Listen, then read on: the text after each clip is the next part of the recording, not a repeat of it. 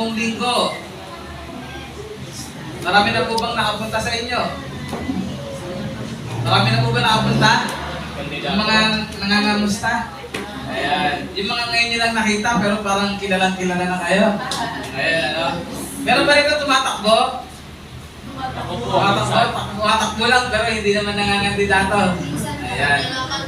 Pero alam nyo po, isa rin pong marangal. Sa totoo lang, isang marangal na hangarin na makapaglingkod sa bayan. Amen. Paano ba siya nagiging hindi maganda kapag nandun ka na sa posisyon ay hindi mo ginagampanan kung ano ang iyong pinangako. Amen po ba? Kaya kung sino man sa atin dito ang merong hangarin, ayan, hangarin na tumakbo, ayan, mga kandidato pagdating ng panahon, hindi po namin kayo pipigilan. Pero isa ang katotohanan, gagabayan namin kayo. Amen po ba? Kasi tawagan, ang government ay isa ng institusyon na tinatag ng Panginoon para manguna at umabay, sumuporta sa pamayanan. Amen po ba? Yes. So, ba't ko ba nabanggit ko? Kasi ang pag-uusapan din natin ngayon yung tinatawag din na wisdom. Ano nga ba sa Tagalog ang wisdom? Karunungan. Amen? At pag-uusapan natin ngayon yung tinatawag na, siya po, nandiyan na pala, true and false wisdom. So marami ang nagsasabi sa atin sa pag tulad ngayon sa panahon ng kampanya, parang yung nagsasalita punong-puno ng karunungan. Kasi pag nagsabi sila ng kanilang plataforma, parang, wow, pag itong binoto ko, mangyayari yun.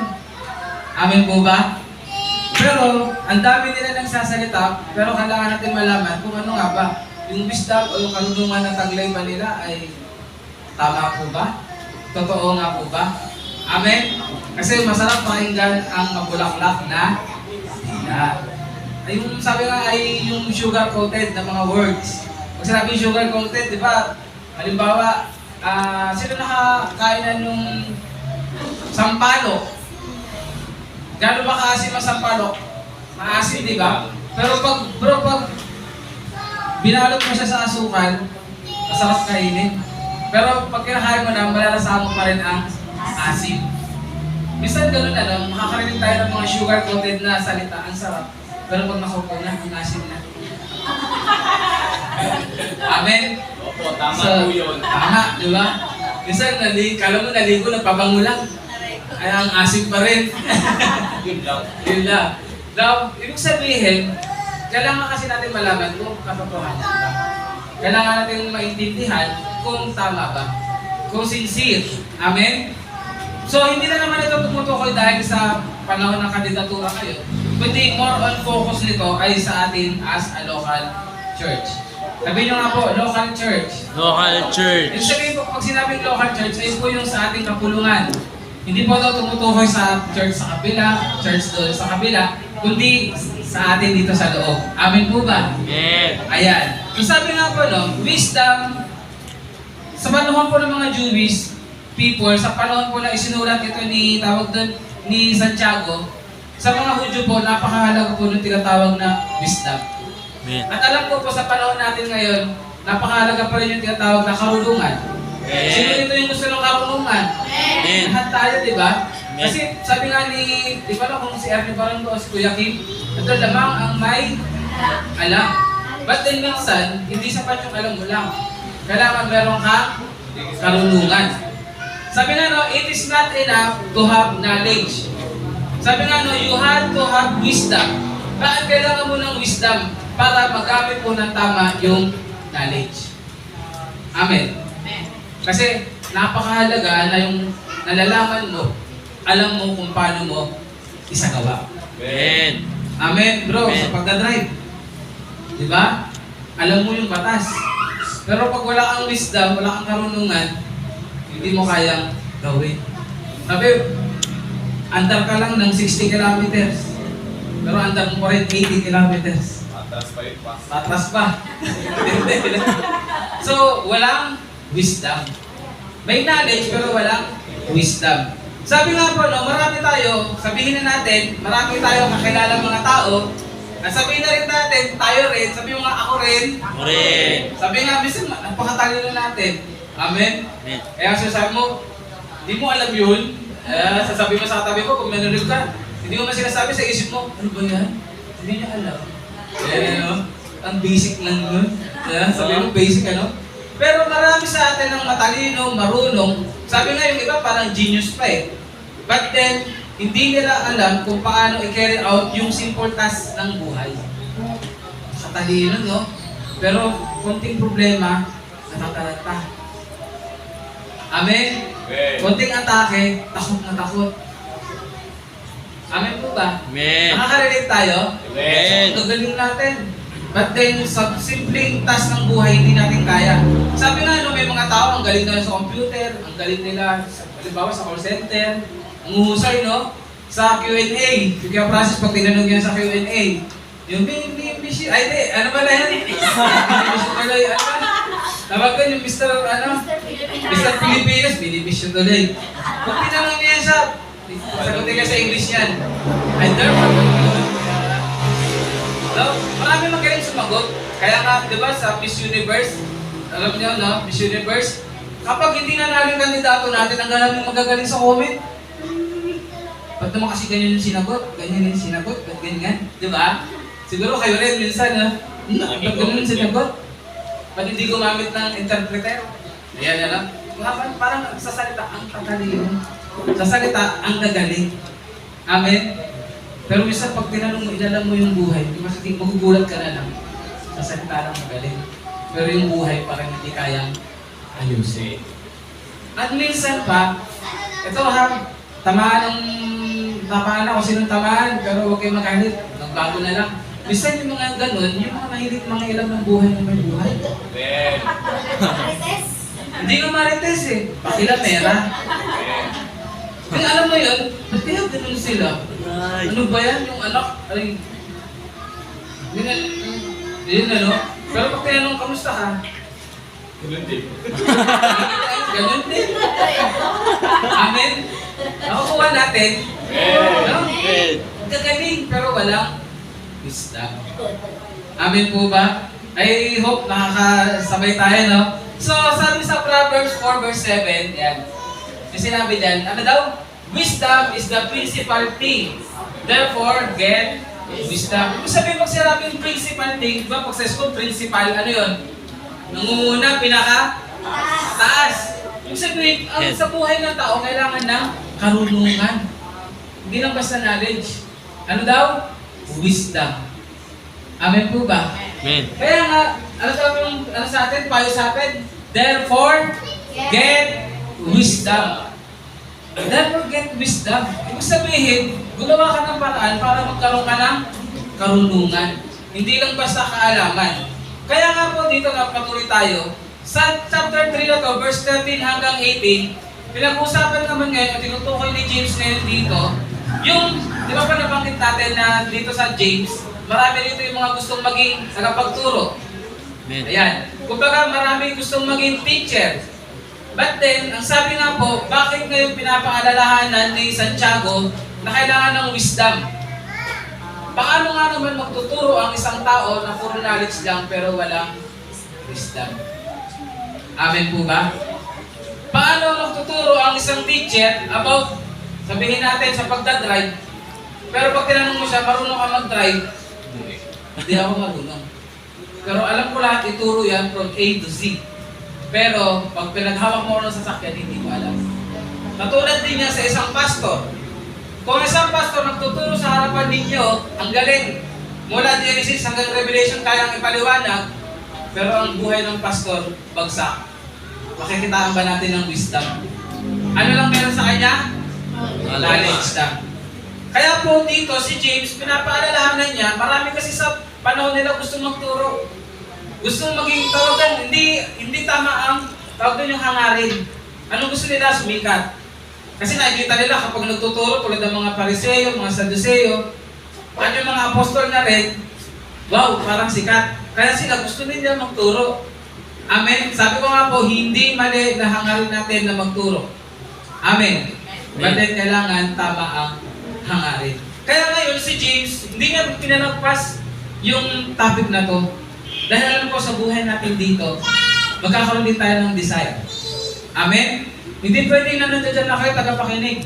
Magkakaroon din kayo ng desire. Pagdating ng panahon, lalagyan kayo ng Lord ng desire na magturo din. Hindi naman lahat dito sa harapan. Magturo kayo sa dinidisciple ninyo, sa inaabot yung mga kaluluwa. Amen po ba? But then, kailangan po na iunawaan natin ano yung tinatawag na knowledge base lang o yung tinatawag din na wisdom talaga. Amen? Sabi nga po, it is not enough to simply stand before the people at magsalita ka lang ng kung ano-ano. Amen? You must have something to say. Kailangan meron kang masasabi na may tawag doon, may patutunguhan. May, ano sabi nga nila, may katuturan. Sabi nyo nga po, may katuturan. May katuturan. Kaya nga ngayon, makinig ka sa mga vlogger. Karamihan walang katuturan. Pero nasikat. Ano? Lumalago yung channel nila, pero pag pinanood mo, walang katuturan. At ang kadalasan yung may katuturan, yun pa yung kakaunti ang likes, ang views. Pero walang problema doon. Amen? Magpatuloy ka lang. Kaya nga, no, sinasabi, meron po yung tinatawag na spiritual wisdom. Dito ngayon papasok yung tinatawag na spiritual wisdom. Sabi nga po, knowledge enables us to take things apart. Kapag may knowledge ka, parang kayo mag-himay-himayin, ano? But then, nasabi doon, kapag spiritual wisdom po, galing sa katotohanan mula sa salita ng Diyos, ito po yung nagbubuo o naglalaki-pakit ng iba't ibang mga bagay. Amen. Amen. So, ready na po ba ang bawat isa? Amen. Tatlo lamang po ito. Intro malakas. Ha? Introduction pa lang yun. Ayan. Kaya nga po, pag-usapan natin ngayon, pag sinabing contrast, yung pagkakaiba. Amen. Dati, yung contrast, nababasa ko lang yun sa TV. Pag pinipindot ko, contrast. Ayan. Kasi sabi pa ano kayo mangyayari. So, pinaglalatoan ko siya. Kaya nasisira yung pindutan eh. Pero no, ngayon pag-usapan natin, ano nga ba yung tinatawag ng contrast? Pag-usapan natin kung ano nga ba yung pinagkaiba ng tinatawag na true wisdom and false wisdom. Sabi nyo nga po, true and false wisdom. True and false wisdom. Ayan. So wala po tayong ibang tutukuin, kundi dito rin po sa ating binasa. Ready na po ba ang bawat isa? Amen. So unang bagay po, yung tinatawag na yung pinagmulan. Sabi yung pinagmulan. Nagmulan. O origins. Ayan. Sabi ng contrast in origins. Mababasa natin sa James 3:15 and 17. Sinabi rito, 15, such wisdom does not come down from heaven, but is earthly and spiritual of the devil.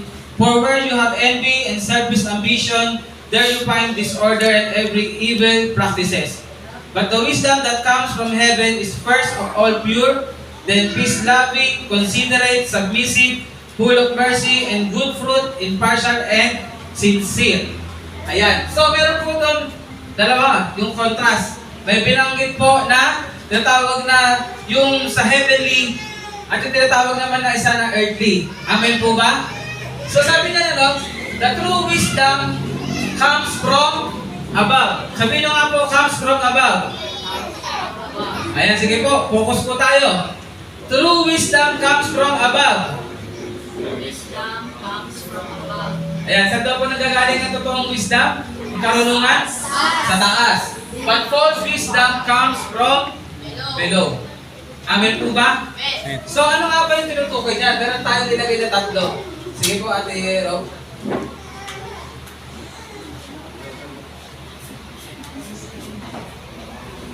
Ayan.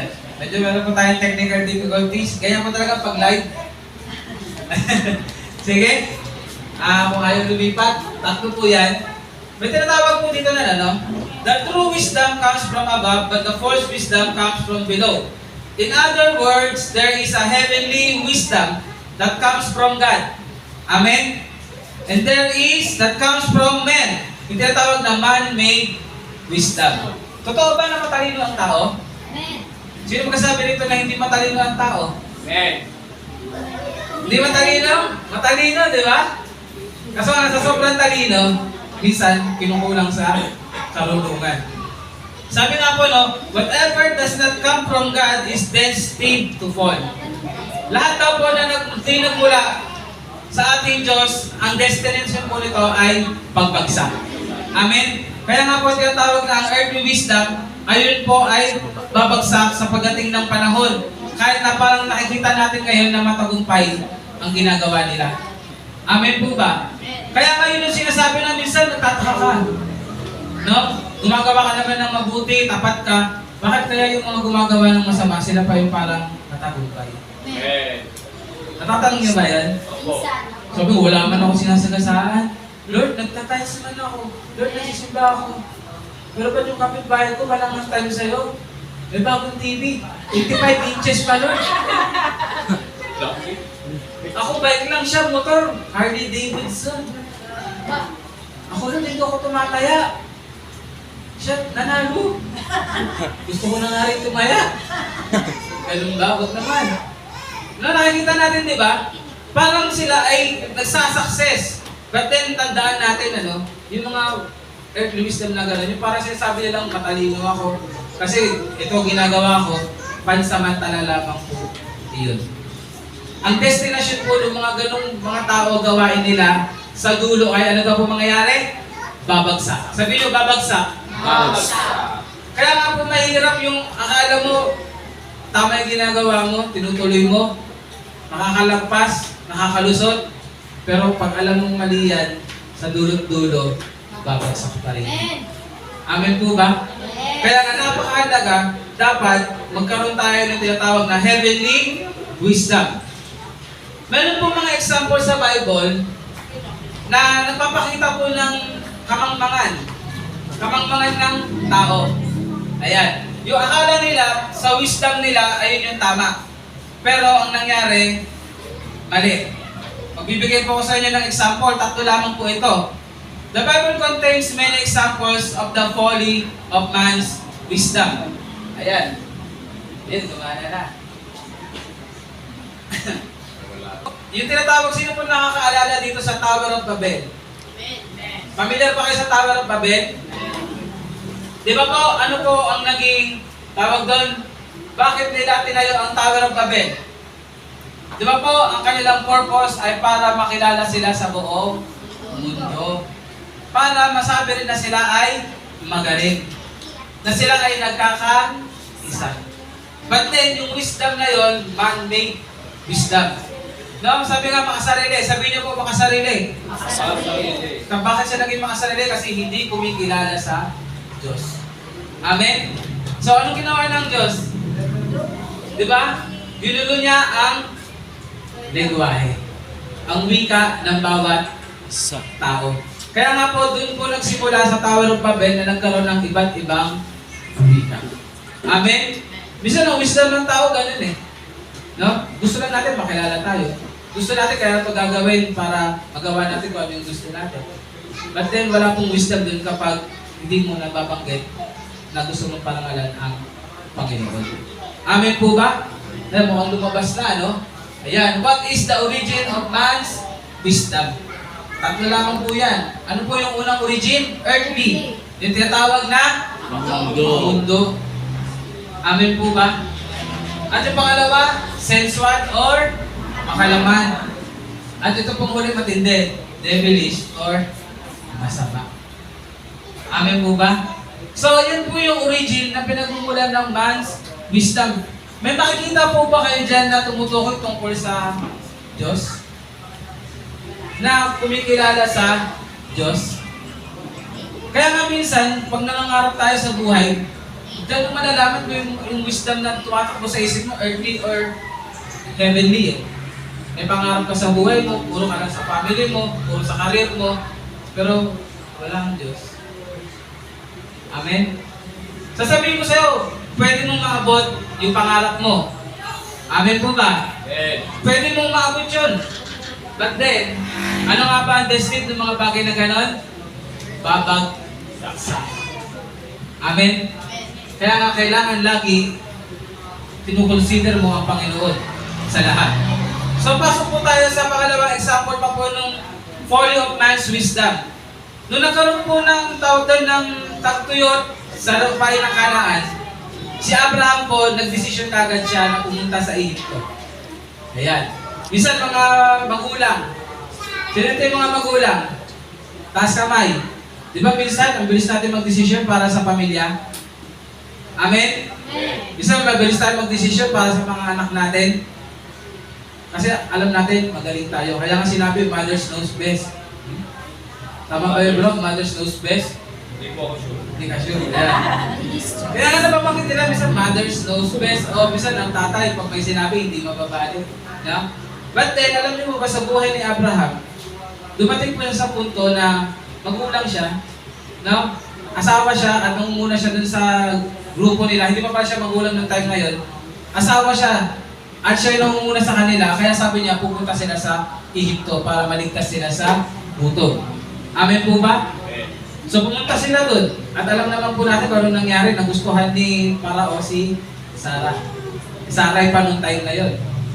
At sa takot ni Abraham na siya, baka patayin siya, sinabi niya na lang kapatid niya si Saray. At nung nalaman na, pag-puspuan tayo, fast forward, so pinaalis na sila. Bumalik sila sa Kanaan. Pero alam niyo po ba kung sino po yung kasama nila? Pagbalik nila ng Kanaan, ayan, ayun po yung nanay ni Ishmael. Sino pa nakakilala sa nanay ni Ishmael? Si Hagar. Kung hindi pumunta si Abraham sa Egypt, hindi niya makadadala yung alipin ni Sarah na si Hagar. Kaya hindi mag-iisip ni Sarai na ibigay si Hagar dahil naiinip sila dun sa pangako ng Diyos na anak. Amen po ba? Kaya minsan mga magulang, mag-isip tayo, kumonsulta muna tayo sa Diyos, huwag tayo malangan sa sarili nating karunungan. Baka imbis na napapabuti ang pamilya natin at mga anak natin, napapasama ka pala. Amen po ba? Mahuwa natin? At meron pa pong isa. Ito, sa mga disipulo. Sino po nakakatanda nung time na nagpakain si Jesus ng 5,000? Ano ba yung sinabi ng mga disipulo? Pauwiin. Pauwiin na. Kasi walang makakain para makabili sila. Ayun ang wisdom ng tao, limited eh. Kaya nga sabihin, uwi na tayo, wala tayo. Uwi na, walang pagkain. Ayan, ano? Pero anong plano ni Jesus? Pag-stayin sila. Bakit? Sa pamamagitan ng dalawa, ng tinapay at isda, napakain ang lahat. Minsan sa atin, ano, ang wisdom natin limited. Yes. No? Earthly nga eh. Kaya nga, hindi tayo dapat manangan sa sarili nating karunungan. Tingnan natin kung ano ang kayang gawin ng Diyos. Amen? Kaya kanina, sabi ni Abby, no, ganda ng patotoo niya. Ano yun? 29,000 pa yung natira? Sabi ko may pang-Jollibee pa. Kasi 28,000 yung naging bill na lang, may 1,000 pa. So sa isip natin, parang hindi na kaya, Lord. Baka hindi na kami makabayad. Pero kapag may pananampalataya ka, Lord, ikaw ang bahala. Nag-provide ng Lord.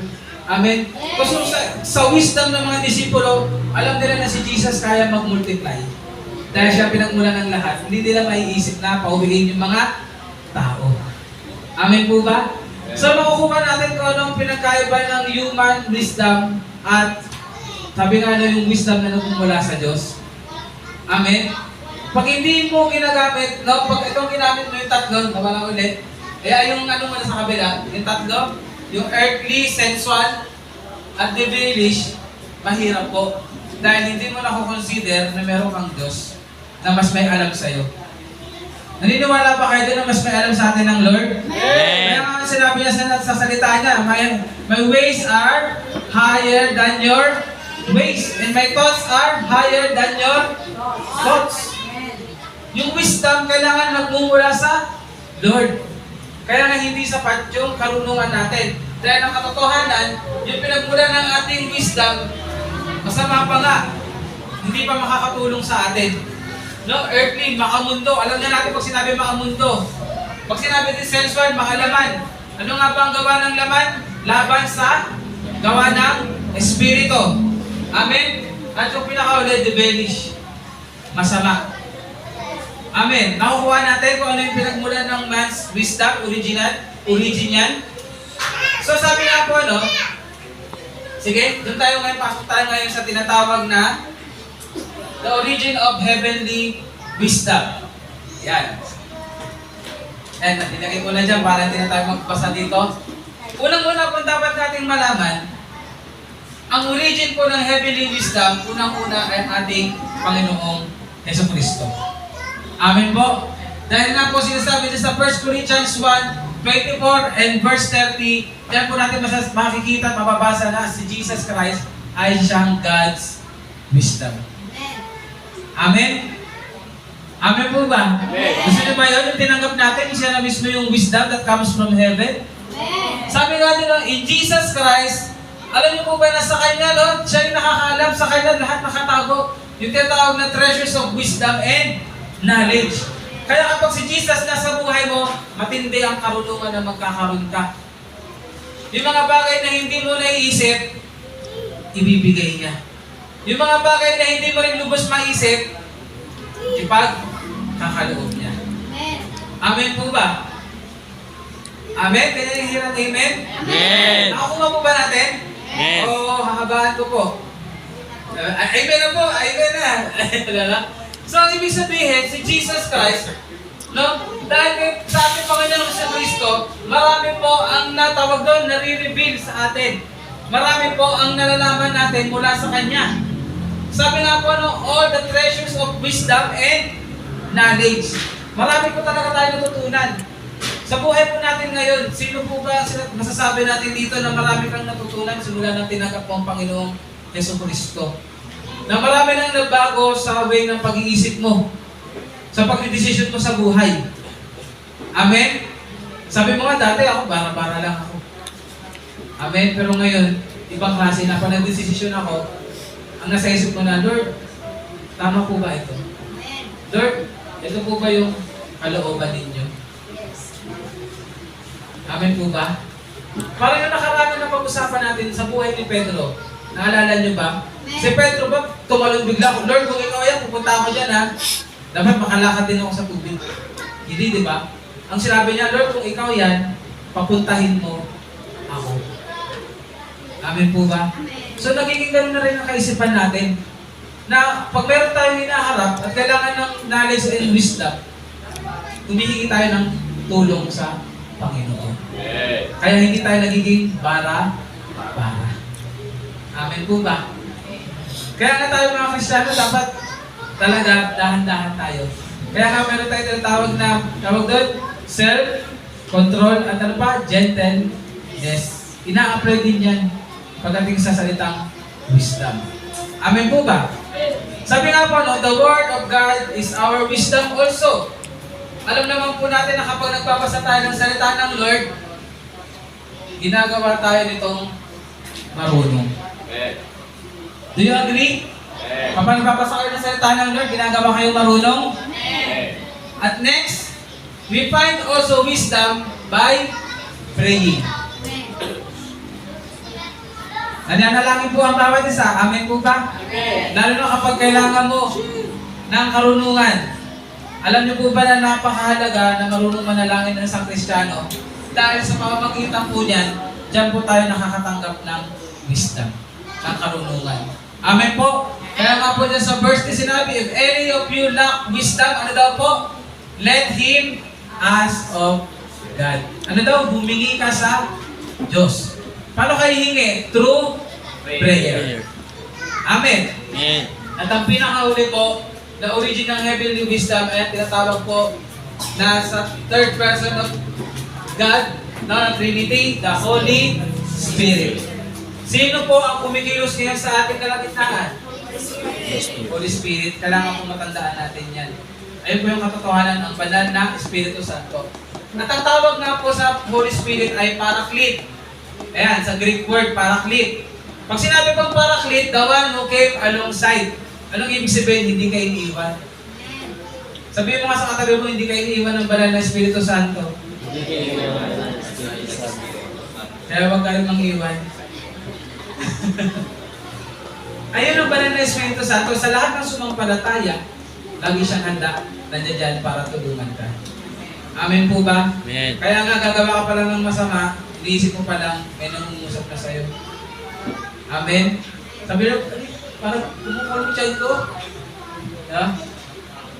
Nasa isip ko pa lang yung mali, parang nakulong na yung tiyan ko. Parang kinakabahan ako. Kasi nangungusap ng banal na Espiritu Santo sa'yo na huwag mo gawin. Amen po ba? So, anong part na yon na may apply mo yung true wisdom kapag sinunod mo ang pangungusap ng banal na Espiritu Santo? Amen po ba? So sabi nga nito, He is our Counselor and He leads us in all truth. Amen? So ano yung una? Para natin malalaman kung true wisdom or false wisdom, ang origin, yung pinagmulan. Ano ang kailangan natin? Heavenly wisdom or tawag din man-made wisdom? Heavenly. So malinaw na sa atin ngayon kung saan nanggaling ang heavenly wisdom. So pangalawa po tayo, yung tinatawag na pinagkakaiba naman ngayon sa operation, sa nagagawa, o sa ginagawa, operation. May sabi nga, no, it operates in opposite ways. At nabanggit po yan dito, nabasa na natin actually kanina. So, sige Ate Robilin, basahin natin sa mga binanggit sa Santiago rito, paano nga ba nag-ooperate ang false wisdom?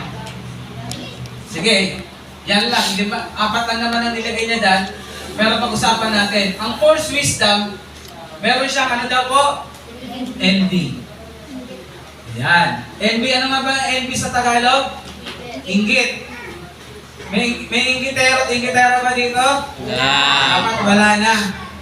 Sabi nga po, no, envy carries the meaning of selfish ambition and sin. Ibig sabihin, tawag doon, lahat gusto mo sa'yo. May makita ka magaling, ako rin.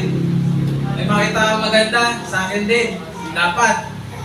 Amen po ba? Saan ba nangyayari yung mga bagay na nagkakaroon ng patayan, nagkakaroon ng nakawan? Gumagawa ng masama. Dahil sa inggit. Amen? Kailan mo naranasan na, siguro wala namang makakapagsabi itong hindi ako nainggit, kailan ba? Nakaranas tayo ng inggit, di ba? Lalo na nung bata tayo. Amen po ba? Kaya nga nung naalam mong sasama yung kapatid mo, ikaw iiwan ka, yung ginawa mo. Dahil sa inggit mo, nagwala ka. Para isama ka rin. Amen po ba? No?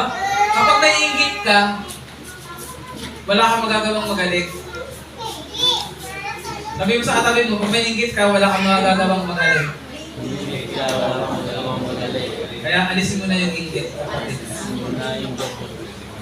Amen? Amen.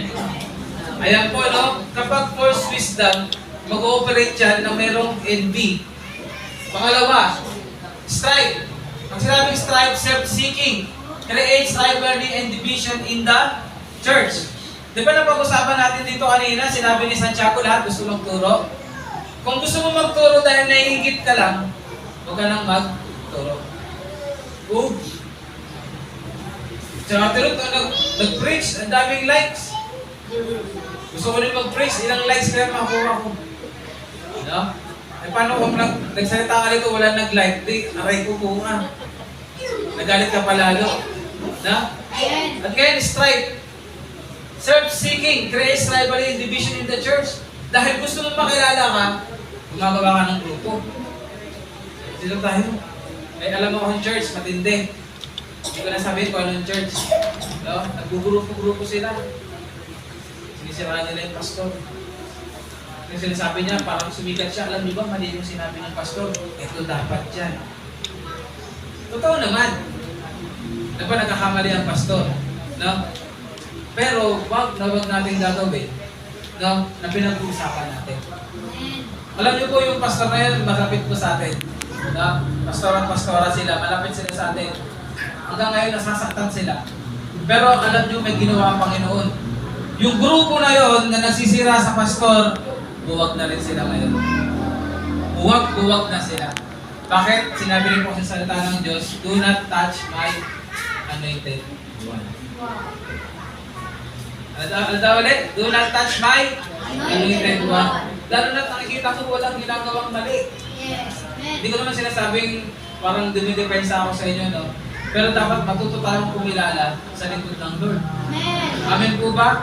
Kahit sino pa yan, ano pang nagawa niyan, huwag kang mag-bow out dyan. Pangalagaan mo siya. Dahil ang katotohanan, may nagawa pa rin silang mabuti sa iyo. Amen po ba? So magbubuod ka na rin. So yung strife, ganun. Naggawa sila ng grupo-grupo para gusto nila pabagsakin yung pastor. Minsan naisip nga ng pastor, kung alam nyo lang. Minsan, ang sarap makita na tumatayo ka sa harap. Minsan, ang sarap makita na nag-lead ka sa harap. Pero pag ikaw yan nandiyan dyan, anong gagawin mo? Amen po ba? Kaya nga, pag-usapan natin ngayon sa kandidatura, ang dami gusto pumesto.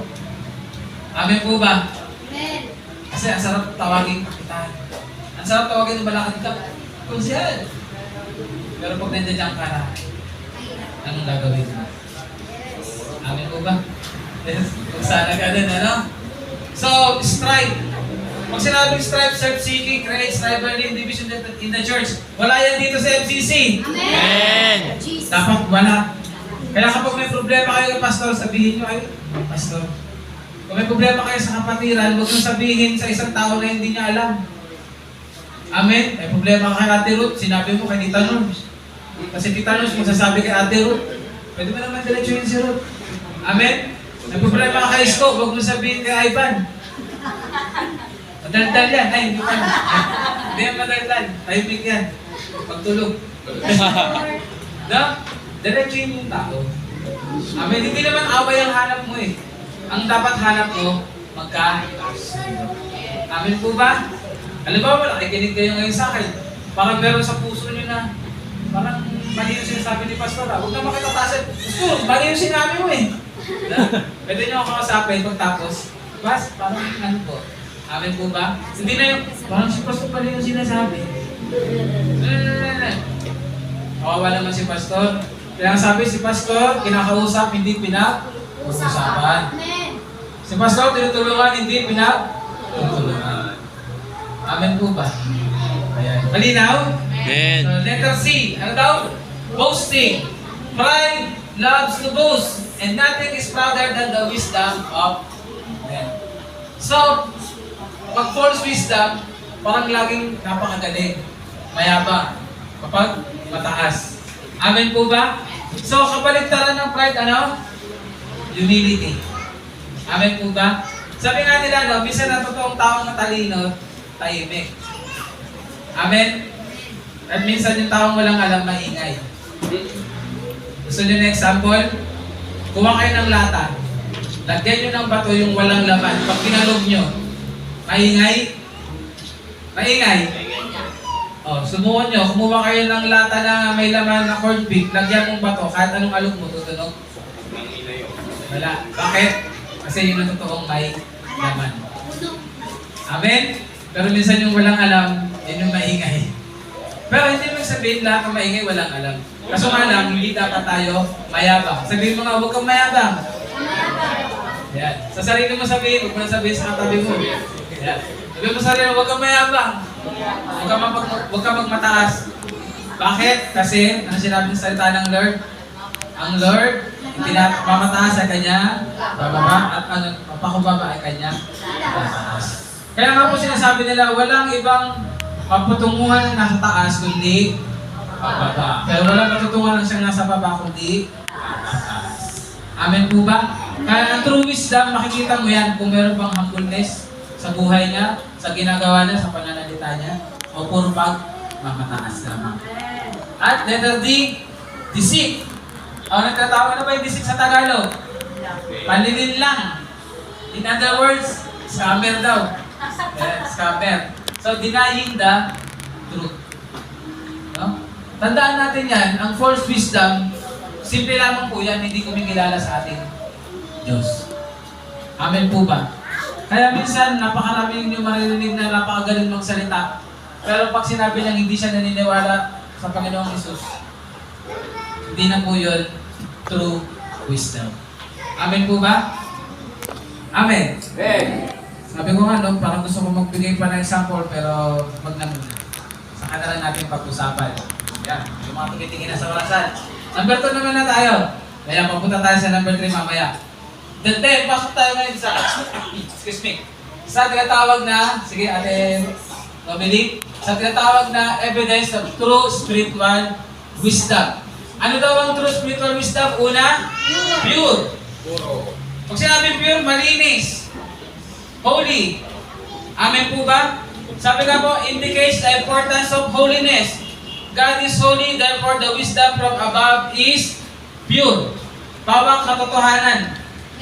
Amen po ba? Kaya nga sabi, kung makikinig ka sa isa nagtuturo tungkol sa isa relihiyon na limbawa man, tignan mo kung talagang galing sa salita ng Diyos. Amen. Huwag ka lang bumasa sa maganda kasi yung church. Pare-pareha sila ng damit. Pati galaw nila sabay-sabay. Parang K-pop. Pero pagdating sa turo, unbiblical. Kahit anong ganda nila, pagdating ng paghuhukom, ang Lord ang bahala sa kanila. Amen po ba? Pero pumasok ka sa isang church, mainit. Minsan yung iba, wala pang upuan. Amen? Yung iba, nasa ilalim na ng puno. Pero ang salita ng Lord ang pinag-usapan, nanatili ka doon. Kasi yun yung tinatawag na pure wisdom.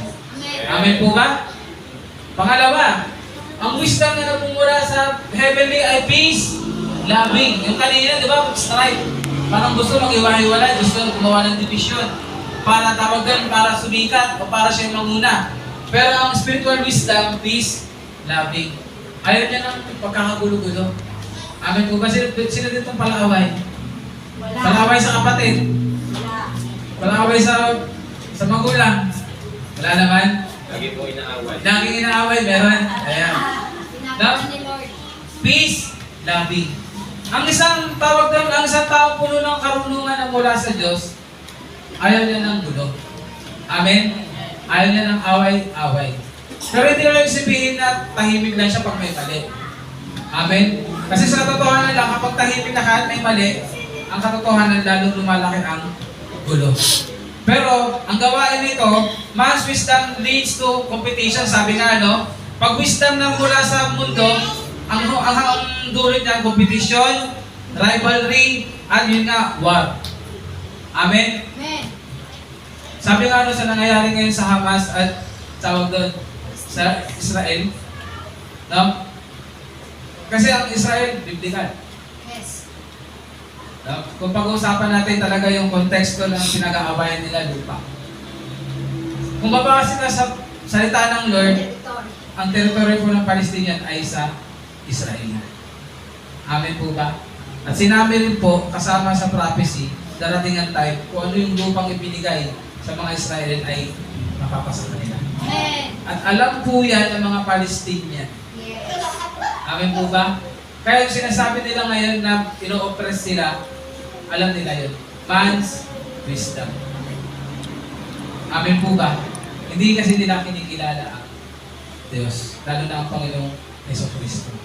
Siguro kung may papapanood kayo, sabi nila, kinikilala namin ang mga Hudyo, di ba? Hindi nila kinikilala si Jesus. May napalala ba kayong gano'n, nagbablog, may mga Muslim ngayon? Ba't kayo kumakampi sa mga Hudyo, mga kapatid namin Kristiyano? Samantalang sila yung pumatay kay Jesus. Kami kinikilala namin si Jesus bilang tawag ng prophet. Pero, hindi sapat yun. Dapat kilalanin mo si Jesus na Panginoon at Diyos mo. Amen po ba? Kaya, nag-a-apply sa kanila yung sinasabi ng Lord. So, kung sa man's wisdom lang, baka ang bawat sa atin dito kumampi na sa mga Palestinian. Meron ba nitong kumakampi sa Palestinian? Nakakawawa? Oo, nakakawawa naman talaga. May mga batang namamatay. Kaso lang, ayun ang resulta ng gera. Amen po ba? But then, as Christians, sinasabi sa atin ang salita ng Lord, ayun at ayun ang magaganap. At sino dapat ang ating ipanalangin? Ang Israel. Kahit kailan, hindi mo pwedeng ipanalangin, no? Nasabihin mo, Lord, papanalunin ko ang mga Palestinian. Grabe po ang ginagawa ng mga Israel. Hindi. Sa salita ng Lord, kung nagpasa ka, wisdom, pagkasunod, maunawaan mo sa nangyayari ngayon doon, nakaplano na yun. Amen po ba? Nakuha niyo? Amen. Hindi ko naman sinasabi to para, kumbaga, karagdagang kaalaman lamang. Ayun kasi ang katotohanan. Sabi nga po, no, but God's wisdom leads to peace and unity. Kaya nga po dito, no, sa church, pag-usapan natin ngayon ng church, dapat po sa bawat isang lumalabas sa ating labi, hindi ito nag-create ng paghihiwa-hiwalay. Hindi dapat ito nag-create na meron dito na gustong lumipat ng church. Amen po ba? Dapat, sa lahat na nililinig natin sa kapatiran, yung masasabi mong masarap manatili dito. Dahil may pagkakaisa at merong pagtutulungan. Nararanasan ko ang kapayapaan. Baka sabihin mo, ayoko namang church, pag church ako, ibig sa magkaroon ng kapayapaan, gumugulo isip ko. Pag nakita ko si sister, gumugulo yung buhay ko. Nakita ko si brother, gumugulo talaga. Gumugulo yung dugo ko. Hindi ganun. Kundi, kaya ako mag-church, bukod sa love ko si Lord, namimiss ko rin ang kapatiran. Kasi Yes. kapag nakikita ko sila, yung tawag doon, gumagaan ang feeling. Yes. Nalilimutan ko. Amin po ba? Pakita ko lang yung ngiti ni Maris. Diba? Pakita ko lang yung sino pa. Pakita ko lang yung kapuguyan nila. Naalala ko nung kabataan ko. Ayan, may buhok pa nun. Ayan, nanipis na. So, makakuha natin, merong peace, loving. Amen. May pagkakaisa may kapayapaan. Pag pupunta pa kayo dito, nagkakaroon kayo ng kapayapaan. Amen. Yes. Amen? Ayan. So, magulo po ba sa bahay nyo? Eh. Kailangan mag-apply din yun, hindi na sa church ha. Kailangan mas lalo sa tahanan. Amin po ba? Kailangan naalala ko, galing ni Pastor Brad dito yung bahay daw po. Hindi siya tinatawag na, ano ba yun isa? Ano?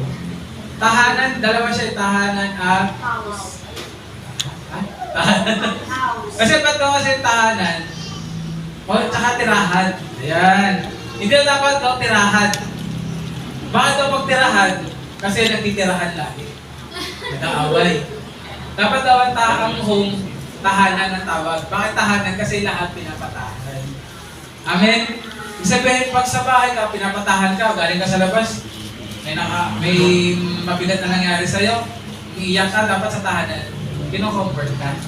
Kasi pag tirahan daw tawag doon sa bahay nyo, tirahan na kayo, tirahan, magulo yun. Doon narinig kayo, Pastor Brad, ayos ah. Dapat tahanan. Amin po ba? Pwede ba palakpakan natin ng Lord? Sabi nga po, no? The church can never have peace by sweeping sins under the rug. Ibig sabihin ng isang church daw po, sabi nga pag usapan natin peace, kahit kailan hindi tayo magkakaroon ng tunay na kapayapaan kung ang bawat sa atin dito nagtataguan ng kasalanan. Ulitin ko. Ang peace loving, hindi ibig sabihin niya na kahit mali yung ginagawa ng kapatid mo, hayaan mo na basta payapa lang. Amen po, hindi po gano'n. Sabi nga daw, ang isang church nabubulok kapag hindi marunong harapin kung ano ang kasalanan na lumalabas. Hindi mo pwede na iangat lang ko. Halimbawa, ay si Pastor may nagawang mali para hindi makagulo church. Pabalisin ko na lang dito at hindi nakita. Nasatakpan ko. Amen? Wala pong magandang maidudulot ko. Kaya nga po, sa isang church, mas lalo nagkakaroon ng kapayapaan kapag marunong mag-deal sa kasalanan. Sabihin nga natin, marunong mag-deal sa kasalanan. Sa kasalanan. Kaya taas po ang kamay ng mga na-DA na. Yan, hindi siya nahiya na. Bakit? Kasi kailangan yun. Kailangan i-deal. Amen po ba? Pero huwag na kayong dumagdag ha. Ayan. Pwede na pa ibaba. Pwede na po. Pero sa mga bagay na yun, tanungin nyo sila, nakaramdam ba sila ng condemnation o ng pag-ibig? Ano naramdaman nyo? Condemnation or acceptance at love? Ganun daw. Amen? Kasi kapag tinindi lang sa kasalanan sa church, hindi dapat pagmula nito na nakokondemn yung tao. Kundi kailangan pagmula nito na nararamdaman nila na sincere ka, na nagmamalasakit ka sa kanila na maging tama ang pamumuhay nila. Amen. Amen po ba? Kaya nga po sa isang church, pag may hindi nagdidil na kasalanan, ayun din po yung nagiging pinagmumula ng pagwawatak. Dahil hindi nagdidil. Nasabihin, kasi sabihin ko sa inyo, no? Halimbawa na lang, no? Meron sa atin, halimbawa meron sa atin na nagsasama, no? Na hindi pa kasal. Amen? Wala tayo natatamahan, no? But this is the truth na kailangan natin harapin. Yes. Meron sa atin minsan, titingnan yan, ba't hinahayaan nila, Pastor? Ba't hindi tinuturuan nila, Pastor, kausapin na dapat magpakasal sila? Amen? Kung hahayaan lang ni Pastor yun, maaaring yung sa kapatiran na aware siya sa mga bagay na yun, natitisod na pala. Amen? Kaya nga dito sa atin, kinakausap natin. Amen po ba? Amen. Sabihin natin, kung pag-usapan natin yan, no, huwag kayong mag-alala kung iniisip nyo yung bayad sa kasal, wala yun. Amen po ba? Ang mahalaga, maganap ang dapat magaganap. Amen po ba? So, inaayos natin sa mabuting paraan. Amen. Bakit? Kasi pag hindi natin inayos na mabuti para may mga kapatiran tayo nakakita na gusto nila naaayos yun. Pero pag hindi kumikilos, hindi inaayos, mawawala yung kapatiran na yun. Bakit? Sasabihin niya, itong church na to, hindi dinidin ang kasalanan. Which is dapat, dinidin natin ang kasalanan. At marami pa tayong mga example. Hindi ko na babanggitin. Pero alam ko, no, sa mga nakakausap natin ngayon, nauunawaan nila kung ano yung dapat nilang pag-desisyonan. Amen po ba? Amen. No, napaka-direkta na yung pastor kong salita, no? Kasi ito yung kailangan natin marinig. Amen? Amen. Yan. So, ano pa? Considerate and submissive. Ibig sabihin lang naman yan, yung tao na meron siyang true spiritual wisdom, madaling pakisamahan. Amen? Ibig sabihin, hindi siya yung parang pag kinakausap mo, ang hirap kumbinsihin, ang hirap akayin, ang hirap pasunurin. Kasi gusto niya siya nasusunod. Yan yung mga tao na laging maraming dahilan. Amen? Hindi na ubusan ng dahilan. Pero pag may gustong gawin sa iba, ang daming paraan. Magiging seryoso na, no? Kapag may true spiritual wisdom ka, alam mo na mas mahalaga ang mga bagay na para sa Panginoon kaysa sa mga bagay na sa Amen po ba? Kaya nga, it is my prayer sa San Jose, no? FCC San Jose, pag sinabing linggo, hindi na natin pinag-usapan yan. Sabi nga, kailangan pa ba? I-memorize yan. Hindi na. Kaya ikaw, considerate ka at submissive ka rin. Amen? Kaya nga natutuwa ako dito sa church na to, no? Marami dito yung merong heart of a servant. Ayan, ano?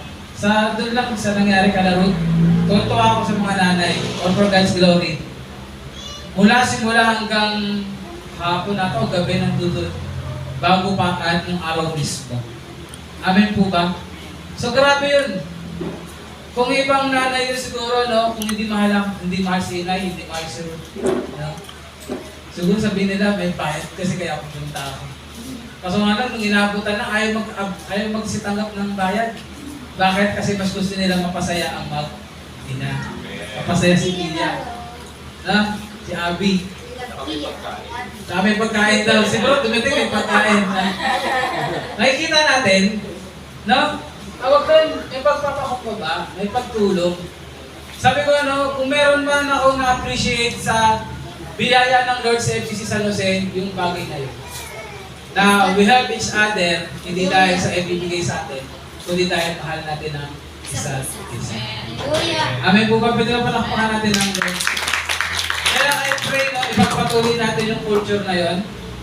Amen po ba? Kaya panawagan ko rin sa mga natutulungan, huwag niyo lang iisipin na kailangan ko magbayad o magbigay. Yes. Kakain lang, okay lang. Kasi for faith, ayun, pakain lang. Tingnan po. Kape lang. Ayun lang, wag na mawawala na ang kape. Naranasan na po ang ugali ng mga taga-FCC nung walang kape. Walang energy po. Nung po kami sa pagsanahan, ang saya namin. Nung dumating kami na walang kape, doon ko nalaman yung mga taga-FCC na ako bumabalik sa lumang pagkatao pag walang kape. Malumbay. Addiction na tayo na. Hindi naman. Pero nakaka lang kami kasi alam niyo naman, di ba?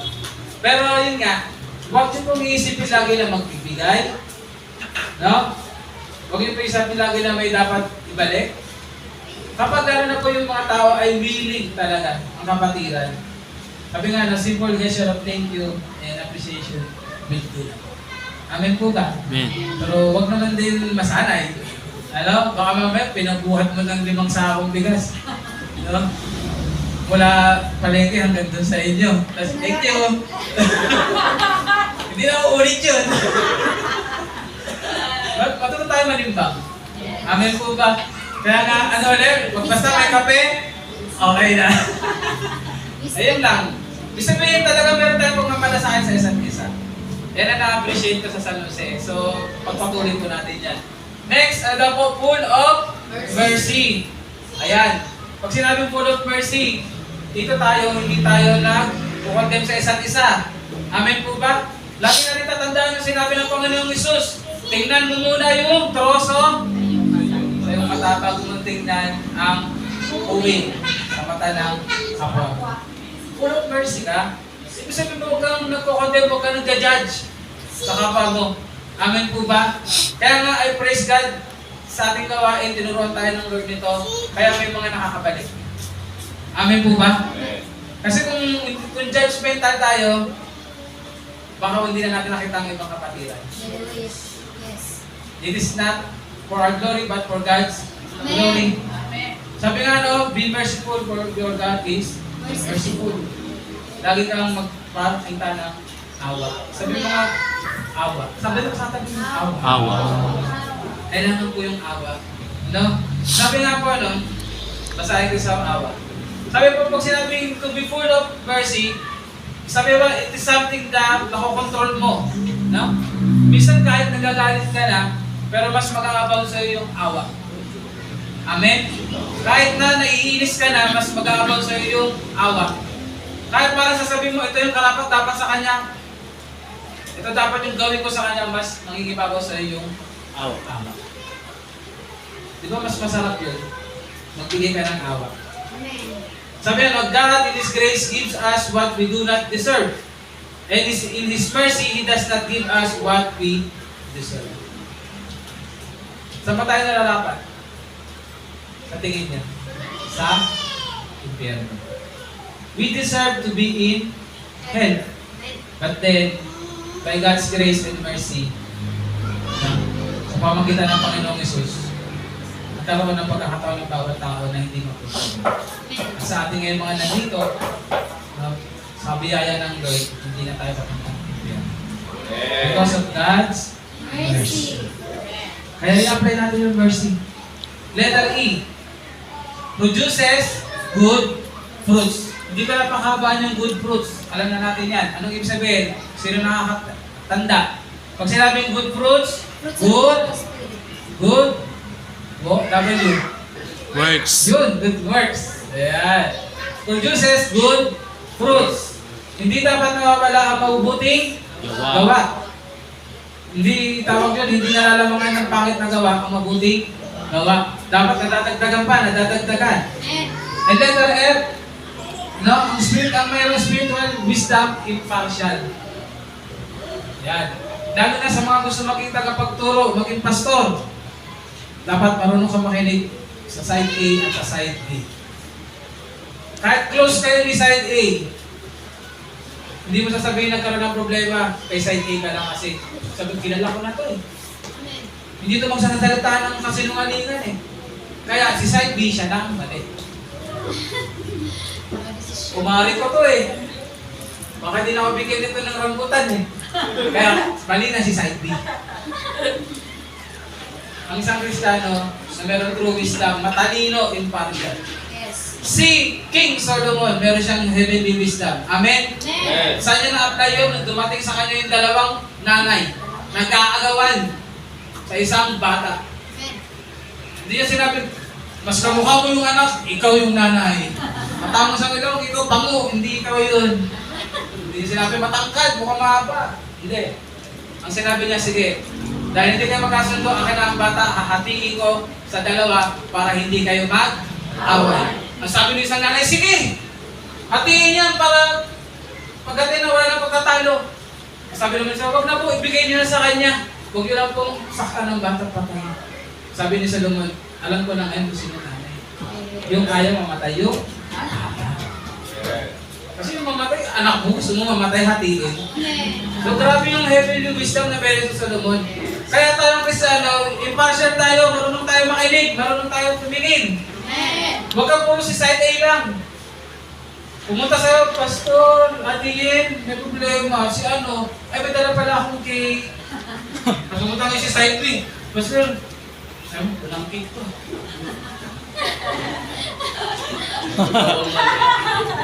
Hindi ko na ito pakikinggan, bahala ka dyan. Hindi ganun. Talaga sasabihin mo, makikinig ka, titimbangin mo, mag-pray. Amen po ba? Yes. Doon nagkakaayos ang lahat.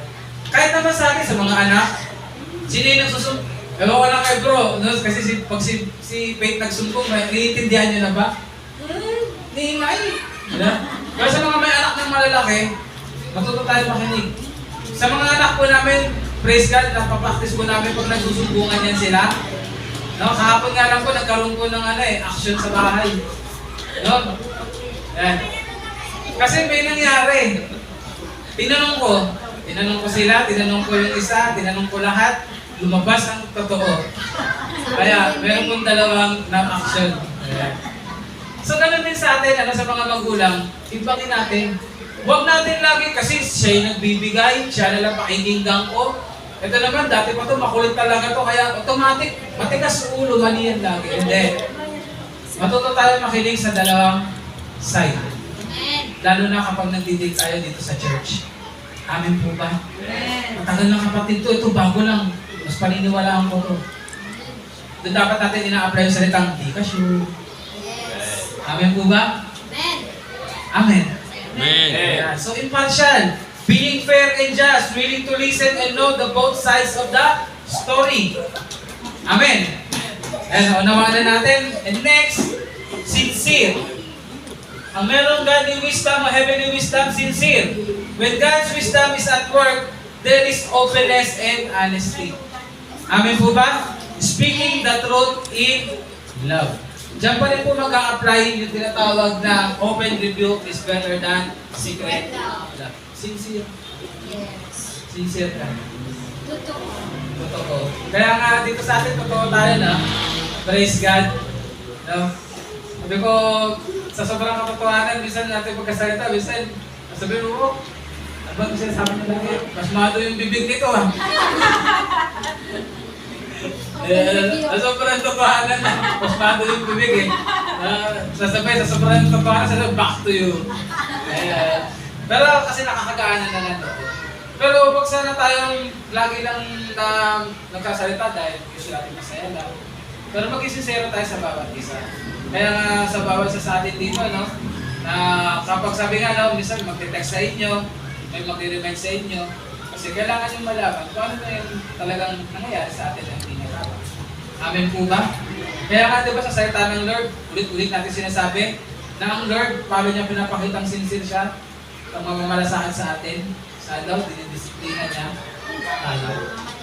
Amen? Kasi tinuturing na tayong mga anak. So kung tayo dito, natutulingan ng magkakapatid sa pananampalataya.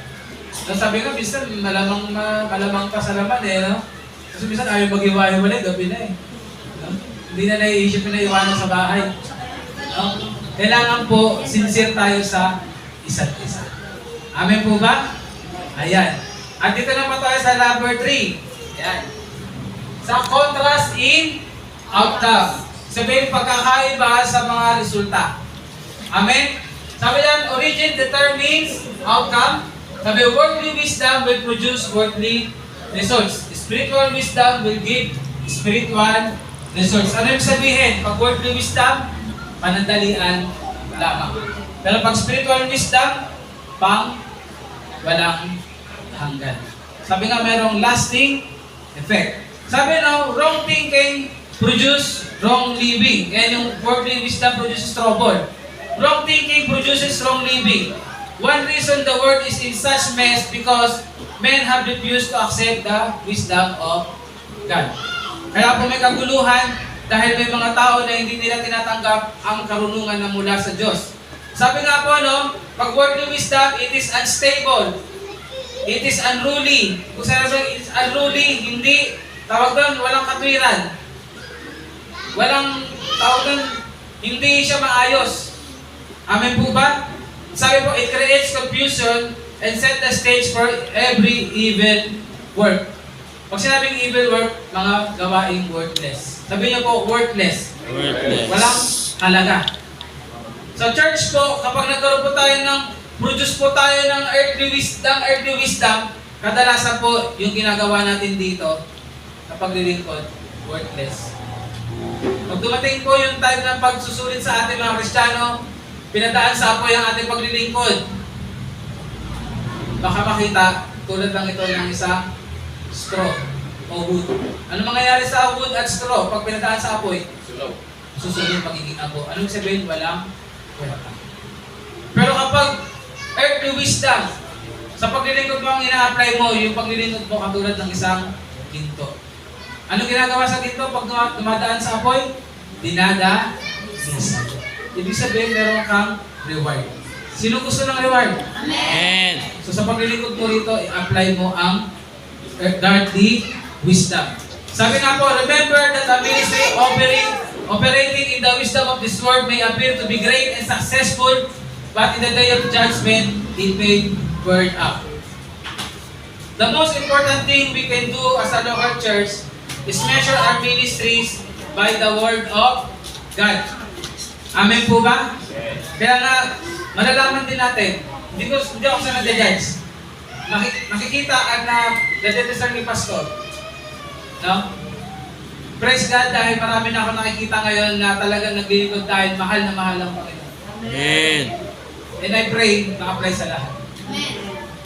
No? Na hindi tayo naglilingkod sa Panginoon dahil kailangan lang. Hindi tayo gumagawa dito sa church dahil masaya lang. Kundi talagang nandito ka, tumutulong ka, take part ka dahil alam mo ang salita ng Diyos at mahal mo ang Panginoon. Amen po ba? Amen. Ayan. Sabi nga po, no, the many battles among Christians, the church splits. Bakit daw nagkakaroon ng split sa church? Kasi ang katotohanan, wala po yung wisdom from God. Wisdom of men. Di ba nga po na pag wisdom of men, kadalasan ano nangyayari? Pagkakawatak. Kaya po, it is my prayer from start to finish tayo po dito ay wisdom of God ang pagiging natin. The true wisdom. Amen po ba? Kaya nga po, no? Nakalagay na, sige, kabila na. Yung tinatawag na God wisdom produces blessings. Sino gusto ng blessings? Kaya nga po sinasabi na Christian life is a life of sowing and reaping. Kung ikaw ay nagtatanim ng mabuting binhi, ano ang iyong aanihin? Mabuting bunga. Kung ang paglilingkod mo ay sabi godly wisdom, kinikilala mo ang Panginoon, ang katotohanan, aali ka ng mabuti. Amen po ba? Sabi nga the Christian who obeys God's wisdom sows po? Righteousness and not sin. And he sows peace and not blood. Amen po. Kaya nga dito wala dapat mag-away-away dahil sa posisyon. Amen po ba? Ako dapat ang youth leader. Walang ganun. Kung sino ang nakita natin umangat, matutuwa tayo. Amen po ba? Kung sino makita natin na ma-promote, matutuwa tayo. Hindi tayo parang mga, crab daw, crab mentality na kataan, pababa. Amen po ba? Sabi nga, as we share the fruit of God with others, they are fed and satisfied, and they in turn bear fruit. Kaya nga po dito sa atin sa kapulungan, napakahalaga na meron tayong godly wisdom. Kasi may inaabot tayong mga tao. Amen. Kung lalabas ka dyan, ang purpose mo lang para magsimba sila dito at madala natin, madagdagan tayo ng bilang. Makukuha natin? Hindi sila pumunta. Kung lalabas ka yan dahil gusto mo lang maging 100 tayo, pero wala naman talaga yung sincere na gusto mong maligtas sila, hindi sila tatanggap sa Panginoon. Amen po ba? Kaya nasabi mo na, as we sow good fruit sa iba, they will be satisfied and in return, they will bear fruit. Kaya sa paghayo natin, dapat meron tayong godly wisdom. That we really love those people at ayaw natin mapunta sila sa kapahamakan. And sabi nga doon, gusto rin natin sila mapangalagaan. Kaya i-invite natin sila dito. And in return, ano yung mangyayari? They will be satisfied. At ano yun? Sinabi din, they will in return bear fruit. Ibig sabihin sila rin ay lalago. Amen po ba? Mga disciples dyan, Amen. ayun ang kailangan natin i-apply. Amen po? Amen. So the life we live enables the Lord to bring righteousness and peace into the lives of others.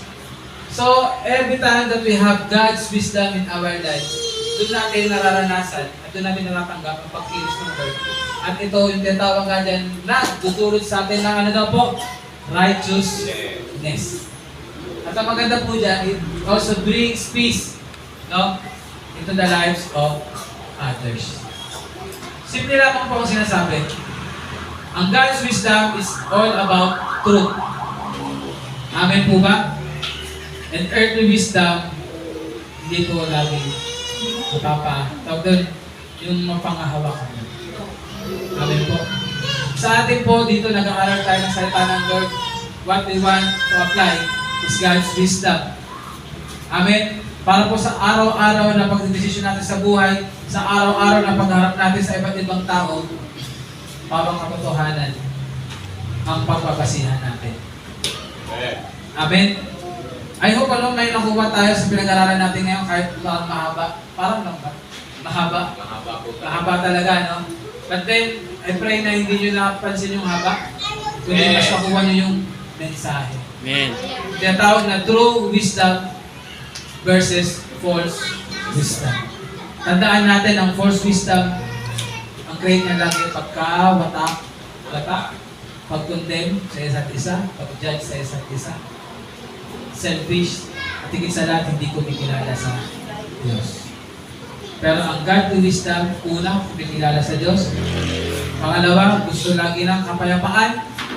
Hindi rin naman nagko-compromise sa sin. Amen po ba? At nakakapag-bless ng buhay ng kapwa natin. Amen po ba? Palakpakan po natin ang Panginoon. Kaya po lahat ay tumayo.